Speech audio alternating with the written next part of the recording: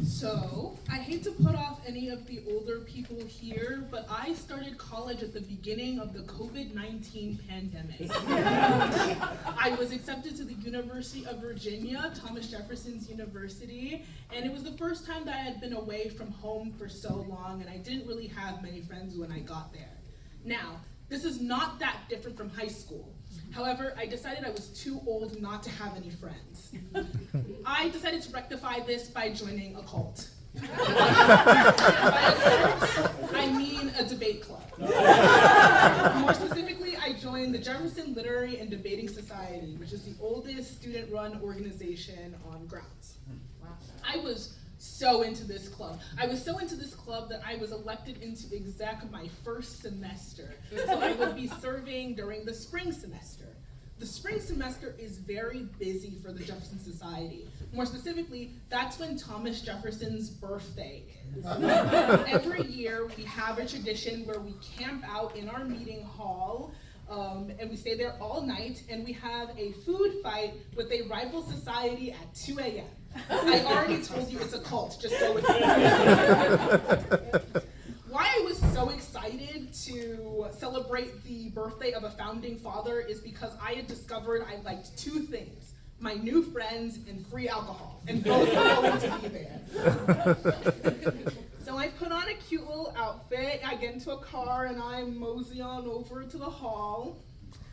During the pandemic, there were a lot of things we were not allowed to do. We weren't allowed to be in large gatherings inside. We definitely, not even in the pandemic year, we're not allowed to have alcoholic beverages in an academic building. So tell me why I get there, and both those things are there.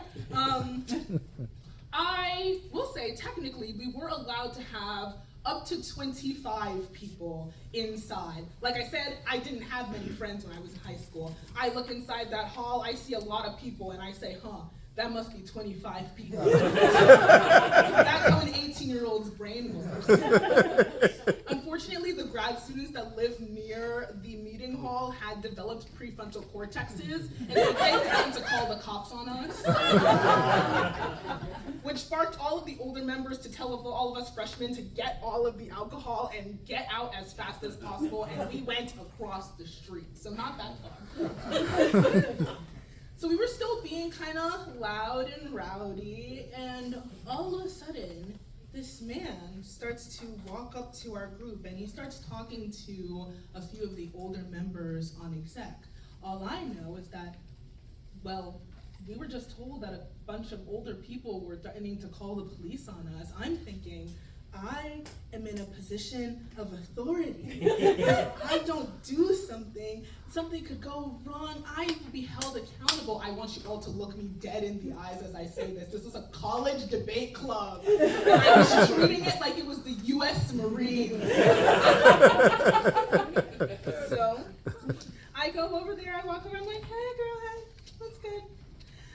And he instantly takes a liking to me. This is for probably multiple reasons. I would find out later that he is Latino, and I am one of the only people of color that was at that group at the time.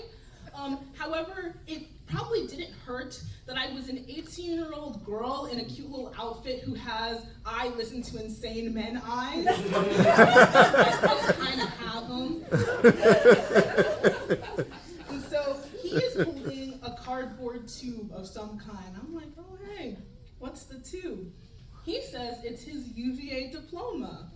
And I'm like, oh my gosh, that's so wholesome. And he says that he has it because he wants to burn it on UVA's ground because he absolutely hates this school. And I'm like, oh, less wholesome. Now, the rest of this conversation is a lot of a blur because I was very intoxicated at the time. However, I will tell you that I ended up having an hour-long conversation with this man who was very clearly having a mental breakdown. How do I know that he was having a mental breakdown? There's two main reasons. One, he was vibrating like the entire time that we were speaking. I had never met somebody who had that much palpable rage. Have you ever seen somebody and you looked at them and they're like, yeah, that person looks like they could power the New York City skyline if you plug them up to a wire? That's how he was like the entire time. I learned so much about this man. I learned his name. I learned his political ideology, which was like liberal, but make it racist. I learned that he went to the UVA engineering school, which honestly justifies some of the rage.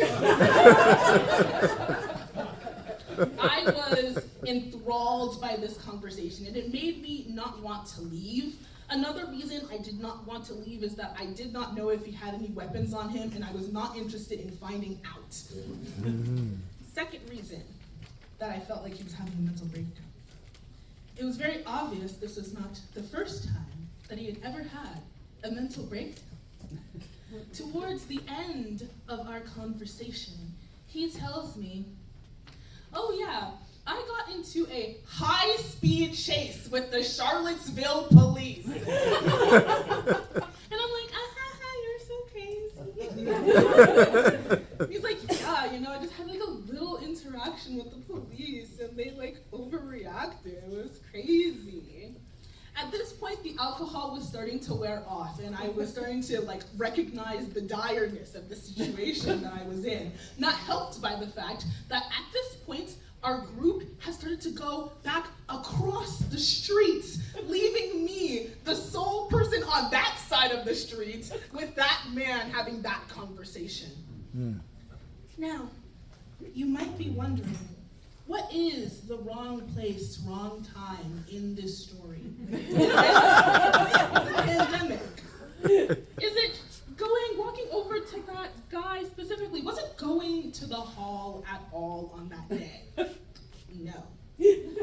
The wrong place, wrong time was when one of the newer members came back across the street to us and said, hey, we need her back. The reason why that is the wrong place, wrong time is that it was way too fucking late, in my opinion. I decided I was not staying for this food fight, and so I went home afterwards. Once I did get home, I Googled him, because like I said, I learned his name. And I found out that that little interaction that he had was after he had assaulted a firefighter and was evading arrest. So, lesson of today is